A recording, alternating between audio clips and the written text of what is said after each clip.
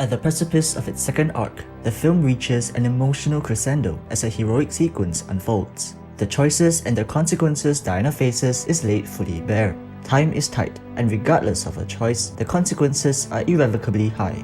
Diana propels herself into the sky as her ultimate decision solidifies in reality. She recalls Steve's final lesson, and we watch as her pain and anguish melts away as she soars through the clouds. This is the most defining sequence of the film, and that is no accident. Numerous aspects from the choice of music to the significance and symbolism of the scenes aptly captures the essence of heroism, culminating into an iconic sequence. And here's how. First off, we are introduced to Barbara Minerva, a dorky and insecure woman largely invisible in her day-to-day life. She meets Diana, and a semi-awkward yet wholesomely innocent friendship with Barbara is established. Fast forward to when both of them unknowingly make their wish, Barbara's life takes a turn as she is suddenly the center of affection, while Diana lives out her dream with Steve. Most importantly, however, the cost of Diana's wish soon becomes apparent. She is now weakened and vulnerable to hurt for the first time. Diana manages to survive, but not without sustaining injuries. Later, Diana verbalizes the emptiness she felt without Steve and the incapacity to love another. This is important for the audience because we realize Diana is not only physically wounded but also emotionally shattered from the prolonged absence of love. And then, in the White House, she comes face to face with Barbara. Wonder Woman, a symbol of hope and strength, lays helpless in the wake of a humiliating defeat. She's hit rock bottom. In contrast, Barbara stands unscathed before her, but she's hardly the Barbara we once knew, as Diana points out. Barbara's diminished light and the tragic outcome of their friendship up to this point is disheartening. There's a strong sense of hopelessness in the air, which is accentuated by our fallen hero and, well, our fallen Barbara. And this is essential in setting the tone for the sequence in question. And now, we've come to the start of the incredible sequence. Diana's dilemma is very apparent. The stakes are as high as ever. Both the choices and the consequences Diana faces is laid bare. As previously highlighted, Diana has been feeling empty for decades in Steve's absence. To lose him again would be emotionally devastating. We witness the catastrophe engulfing the nation, a sight that bears scary resemblance to our tumultuous reality. Diana sees the helpless and wishes to render aid, but quickly realizes that she can hardly even help herself. Society's disarray is juxtaposed against Diana's own internal war. Her fervent desire to protect Steve's existence is in direct conflict with the very existence of modern civilization. There's a conundrum of desire and duty. On one hand, we know what the right thing to do is, but we also empathize with the agony she will have to bear solely on her own for the entirety of her immortal life. Time is tight, and regardless of her choice, the consequences are irrevocably high. Diana looks emotionally torn, fueling intensity to the scene. Steve utters, "I'm already gone," reminding Diana of the one truth she could not accept. Everything up to this point adds significant emotional weight to the moment where Diana finally makes her choice. She renounces her wish.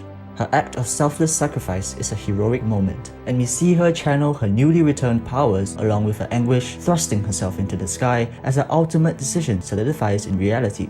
This is an exciting and powerful moment because we bear witness to the long-awaited renewal of Diana's might in a turmoil of rage, anguish, sacrifice, and profound sense of duty. At first, she struggles to fly and resorts to tugging onto an airplane, representing her grappling with the loss of Steve. Recalling Steve's advice on flying, we watch in awe as she soars through the clouds in a remarkable feat of flight. This symbolizes the overcoming of her grief, learning to control her anguish as she controls the air, what she previously couldn't control. And her successful flight represents her liberation from grief, finally coming to terms with Steve's passing. And that concludes her ascension to superhero. It is worth mentioning that from the first movie, Steve has always been her teacher of many things in the modern world, so it is apt that he is the one guiding her on her first flight. A bittersweet final lesson from him, if you will. And the final reason why this sequence is so emotionally resonant is due to the choice of music. If you think you've heard it elsewhere before, you're right. This piece is titled Adagio in D minor. It has been widely used by various media in films, TV shows, advertisements, and trailers. Our minds gravitate towards familiarity in music, and we attach an emotional response to it. Apart from the piece just being damn good, repetition in music is less risky, borrowing from the emotions developed in viewing previous media. This is done to evoke an expected emotional response from the audience. So, there you have it. Numerous aspects, from the familiarity of the score, the underlying significance and symbolism of the scenes, aptly captures the essence of heroism, of selflessness, and rising above, all culminating into an incredible sequence.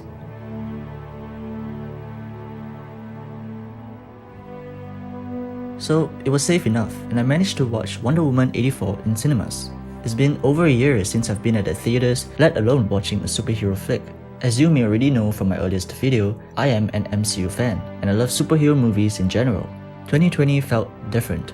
There was usually a Marvel or DC movie for me to be hyped about, and witnessing all the movies slated for 2020 get pushed back time and time again, I'm not gonna lie, I felt sad. But no, I wasn't overwhelmingly sad. The pushbacks were inevitable, and they were the right choice for everyone's safety. And as Wonder Woman 84 began, the narration, the gorgeous visuals, and the magnificent score settled a surreal realization that I was watching a superhero film once again. And the entire sequence leading up to the flight scene was so emotionally powerful. However, I must say that this film suffered from a lackluster narrative and pace, and I left feeling rather disappointed with the underwhelming final battle against Cheetah and Maxwell Lord. Regardless, Wonder Woman reminded me of the potential superhero movies possess. The spectacle, the values, the inspiration, and an ideal to strive towards. Although I was hoping for a better constructed sequel, I'm still really grateful to have experienced this incredible sequence in theatres. Thank you guys for watching. Let's all hope 2021 would be a good year for all of us. I'll see you again soon.